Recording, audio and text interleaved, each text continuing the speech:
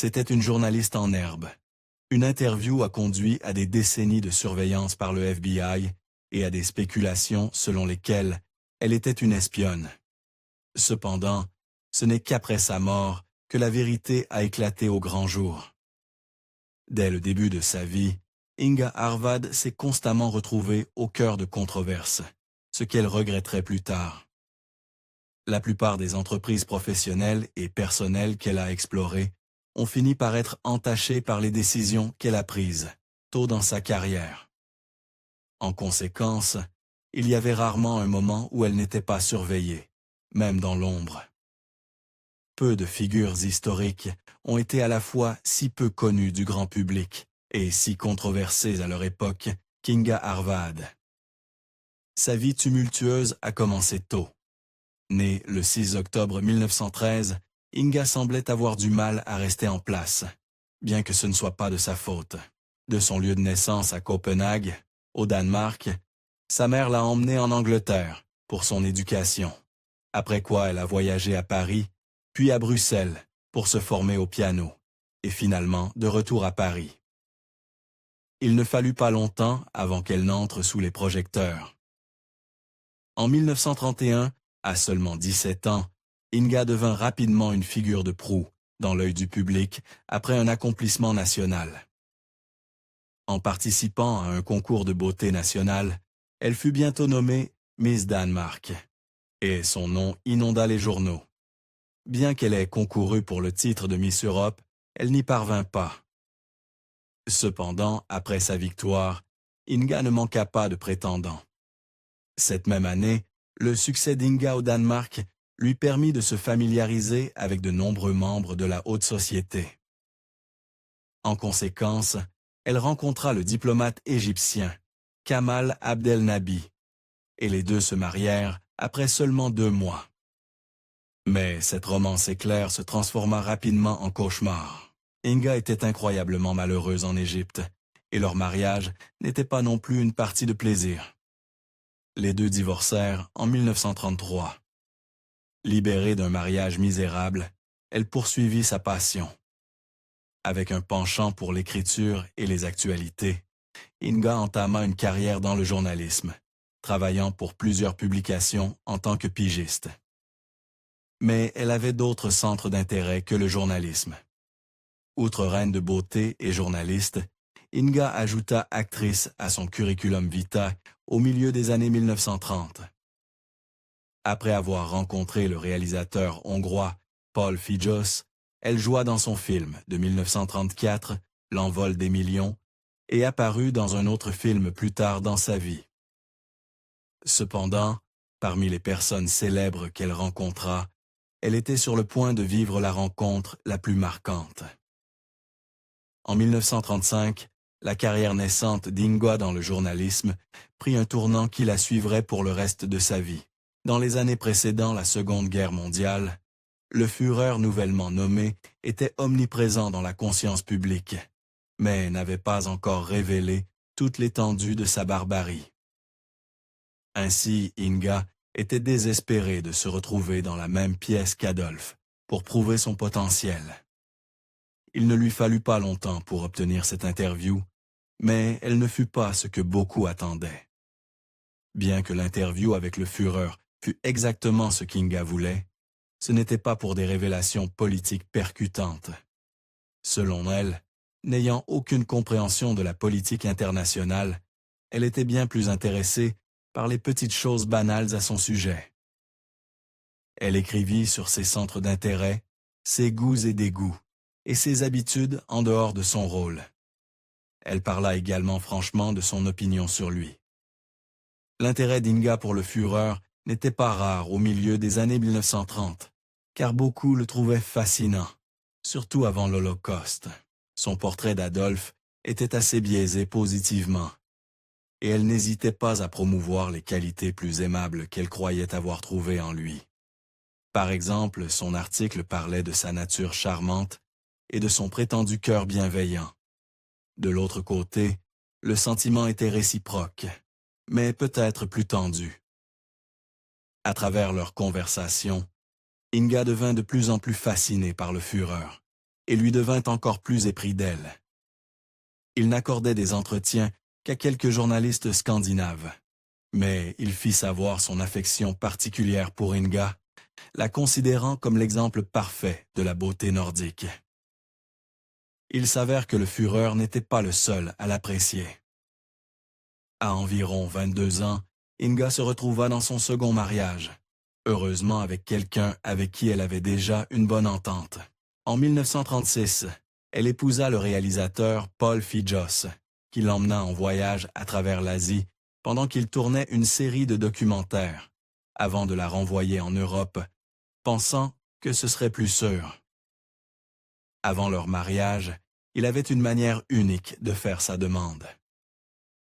Dans un geste qui préfigurait comment leur mariage se déroulerait, la proposition de Fijos à Inga était assez inhabituelle. Loin de sa future fiancée, le réalisateur envoya un télégramme à Inga pour lui demander sa main. Plutôt que de la poésie ou d'autres attentions fleuries, le message disait simplement « J'arrive demain. Veux-tu m'épouser ?» Elle accepta de l'épouser, mais quelqu'un d'autre voulait aussi qu'elle reste. L'interview d'Inga avec le Führer ne fut pas la dernière fois qu'elle lui parla, et elle avait laissé une telle impression qu'il lui adressa une invitation spéciale. Appréciant sa compagnie, Adolphe l'invita comme hôte spécial pour assister aux Jeux olympiques d'été de 1936 à Berlin. Malheureusement pour Inga, son désir de se faire un nom attira l'attention d'autres personnes, y compris celles qu'elle n'avait probablement pas prévues.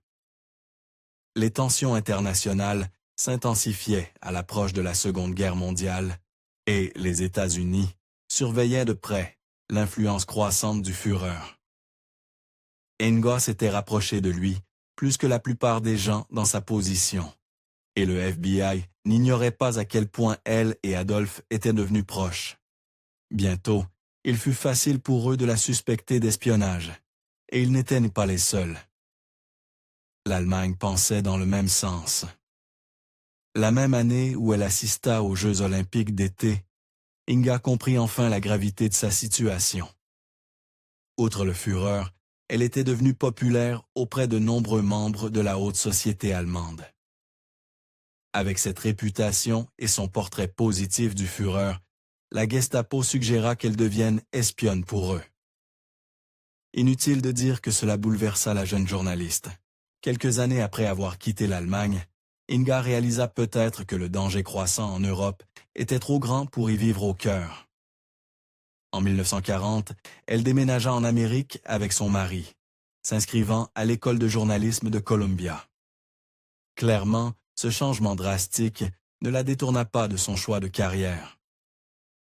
Après ses études, Inga eut la chance de trouver rapidement un emploi dans son domaine. S'installant à Washington, D.C., elle rejoignit le Washington Times en tant que chroniqueuse, enrichissant son expérience dans l'écriture sur la haute société et ses ragots. Cependant, sa réputation allait bientôt refaire surface de manière néfaste. À peine un an après avoir commencé à travailler pour le Washington Times, le plus grand secret d'Inga fut révélé, malgré son désir de le laisser derrière elle. Une autre employée trouva une photo d'Inga et du Führer aux Jeux olympiques, suscitant des soupçons même au sein de l'entreprise, selon lesquels elle servait l'Allemagne. Naturellement, Inga voulait devancer ces accusations.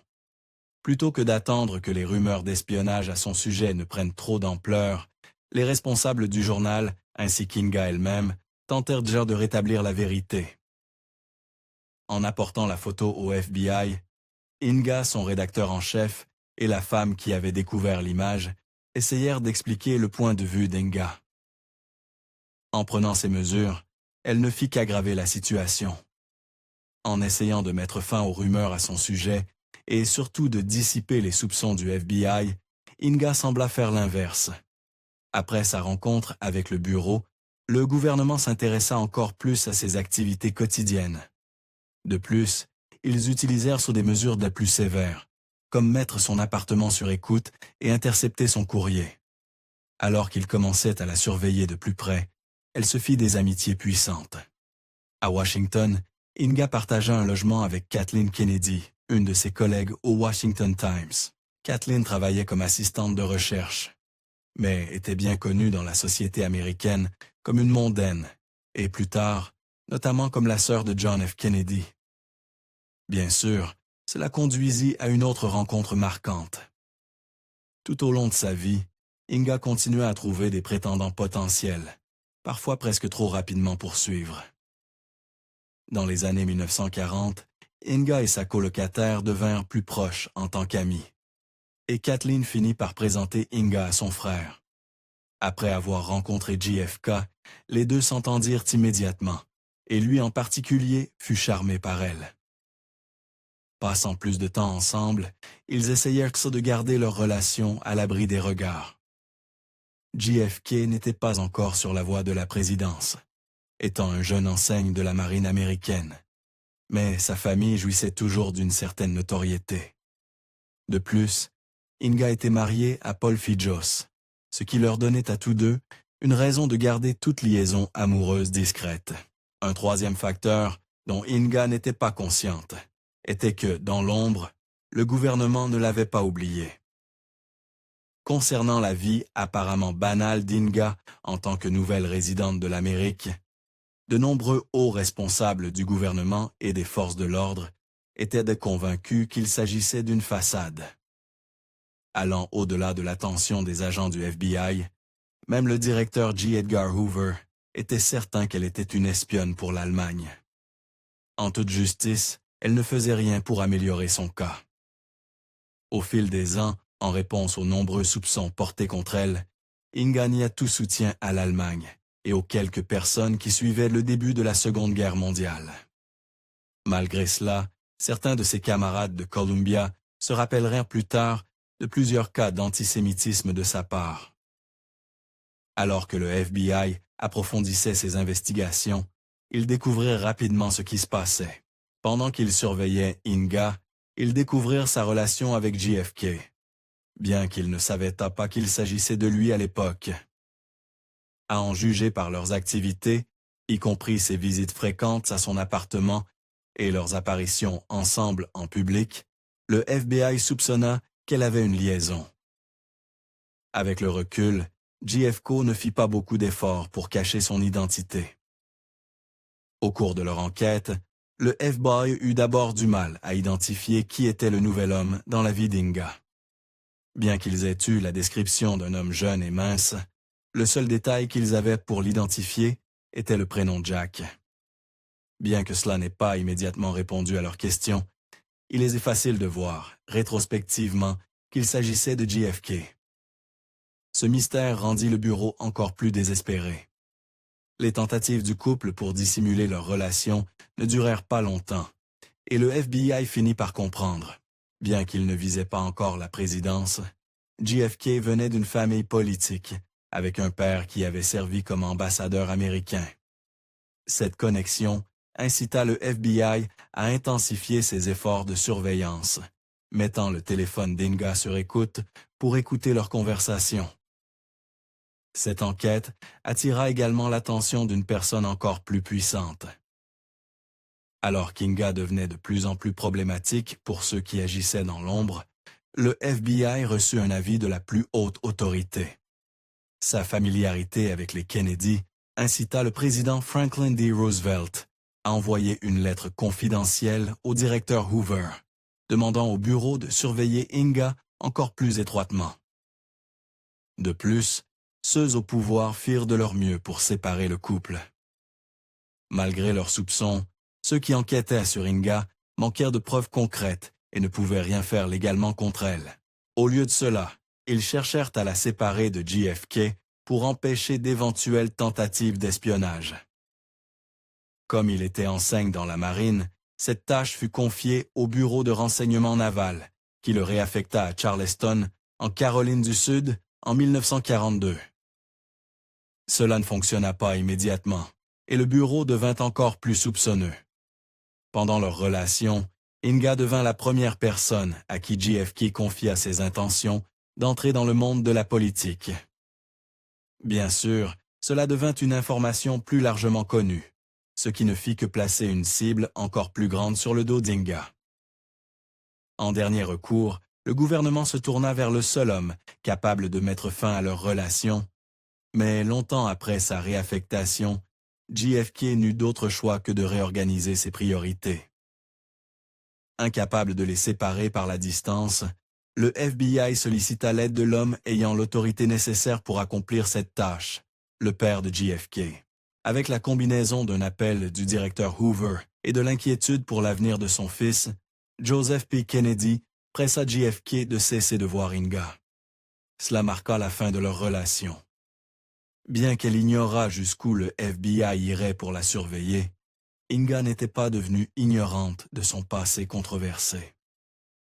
Avec la pression venant du père de JFK, Inga savait que les rumeurs à son sujet ne feraient qu'entraver le parcours politique de son amant. Ainsi, le cœur lourd, les deux se séparèrent. Cela fut doublement malheureux, car Inga était prête à se poser à nouveau. Contrairement à ce que beaucoup pensaient, les preuves d'Eldon montrent que la relation d'Inga avec JFK n'était pas simplement motivée par une ambition froide. En fait, elle était prête à divorcer de l'époux dont elle était séparée depuis si longtemps et déclara à Kennedy qu'elle voulait l'épouser. Malheureusement pour elle, ils n'étaient bien pas tout à fait sur la même longueur d'onde. JFK était épris d'Inga, mais il n'était tout simplement pas à un stade où il était prêt à fonder une famille. Il conserva cet état d'esprit tout au long de la relation, même si Inga essayait de le convaincre du contraire, ce qui ne fit que l'irriter. Plus tard, Inga parlerait de cette relation, essayant de cacher ses sentiments. Inga n'oublia jamais sa relation avec JFK ni ce qu'elle ressentait pour lui, même si elle adopta plus tard une attitude différente face au public. En évoquant cette période dans ses dernières années, elle décrivit leur liaison comme une aventure passagère. Après sa séparation d'avec JFK, d'autres chagrins d'amour allaient à la suivre. Alors que sa relation avec JFK touchait à sa fin en 1942, Inga était toujours mariée à Paul Fijos, du moins pour un temps.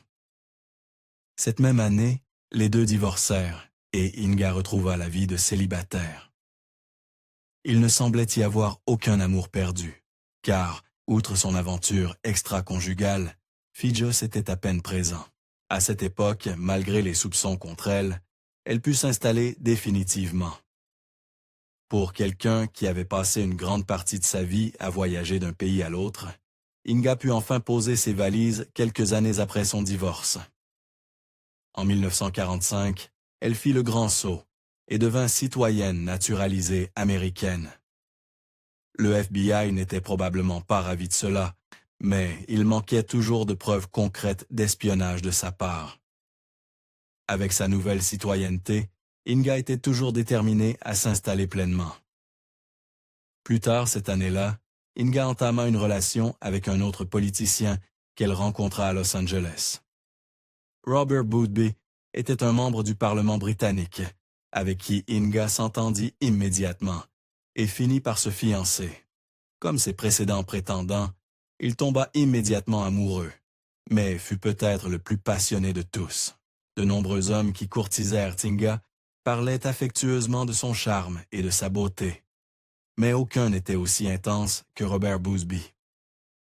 En rupture avec la dernière proposition qu'elle avait reçue, Boothby demanda à Inga de l'épouser une fois rentré en Angleterre, mais il le fit à travers une lettre de 20 pages dans laquelle il la supplia de lui accorder sa main. Les efforts de Boothby pour courtiser son amour pouvaient sembler excessifs, mais cela fonctionna certainement pour Inga, qui accepta joyeusement de l'épouser. Malheureusement, comme Boothby était un politicien, les sentiments qui avaient entravé la relation d'Inga avec JFK referent la surface. Sachant que sa réputation rendrait la carrière de Boothby plus difficile, elle annula les fiançailles. Lassée de la manière dont les autres parlaient d'elle, elle tenta constamment de rétablir la vérité. Maintenant, au cœur de la Seconde Guerre mondiale, Inga avait depuis longtemps abandonné toute vision positive du Führer qu'elle avait eue lors de leur rencontre, un changement qu'elle n'hésitait pas à expliquer. Dénonçant catégoriquement ses politiques, elle voulait que les gens sachent qu'elle ne l'avait interviewé que 2 fois et n'avait aucun attachement pour lui. Cependant, de nombreux médias refusèrent de lâcher cette connexion. Quelques années plus tard, elle rencontra le dernier amour de sa vie. Dans les années suivantes, Inga rencontra et se rapprocha de l'acteur américain de western Tim McCoy, alors qu'il tournait sur une réserve indigène. Une fois de plus, se lançant tête baissée dans un engagement, Inga épousa McCoy en 1947 lors d'une petite cérémonie secrète, probablement pour éviter l'attention dont elle avait été le centre pendant une grande partie de sa vie. Pourtant, des années d'expérience l'avaient rendue pessimiste. L'histoire romantique d'Inga n'avait pas été réussie ou heureuse dans de nombreux cas, et elle s'attendait, de manière compréhensible, au pire. Tim McCoy voulait lui offrir tout le luxe possible, y compris une bague de mariage en diamant de chez Cartier. Inga n'était pas d'accord avec cela, car elle envisageait que la relation ne durerait pas longtemps, et elle demanda une bague Sears de 14 $. Cependant, contre ses prédictions, les deux commencèrent une vie ensemble. McCoy entama cette nouvelle union avec 3 enfants d'un précédent mariage, mais la même année où il épousa Inga, elle donna naissance à leur premier fils, Ronald. Vivant dans leur domaine en Pennsylvanie, elle et McCoy accueillirent bientôt leur deuxième fils, Terrence.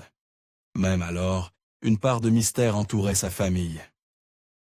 Lorsque son fils aîné, Ronald, était à l'université, Inga révéla le mystère entourant sa naissance.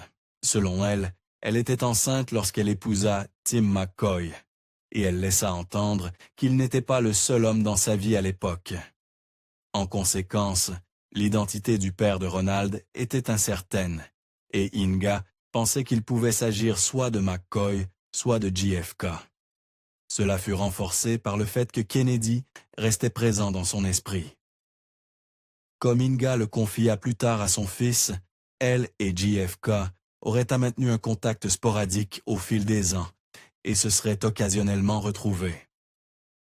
Que cela soit vrai ou non, d'autres témoignages confirment qu'il ne l'oublia jamais. Dans les années suivantes, un ami commun déclara que chaque fois qu'il parlait à JFK, le président demandait des nouvelles d'Inga avec un attachement mélancolique. Naturellement, Inga fut profondément affectée par la disparition de JFK. Bien qu'elle ait trouvé le bonheur avec sa nouvelle famille, Inga n'avait clairement jamais oublié son amour pour JFK. Naturellement, cela rendit sa mort, en 1963, encore plus difficile. Selon l'auteur Scott Ferris, lorsqu'Inga apprit la nouvelle de la disparition de JFK, elle se retira dans sa chambre et pleura pendant des heures. Finalement, l'histoire d'Inga se conclut ainsi. Dans les dernières décennies de sa vie, Inga se retira lentement de la vie publique, un fait dont elle était sans doute heureuse. Finalement, elle reçut tragiquement un diagnostic de cancer du côlon incurable.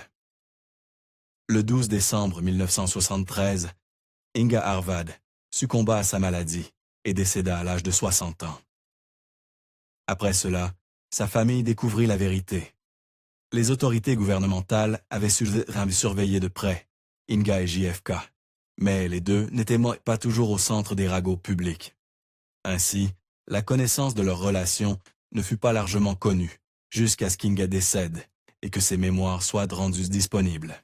Étonnamment, ce n'est qu'alors que le reste de sa famille découvrit cette liaison et la possibilité concernant le véritable père de Ronald.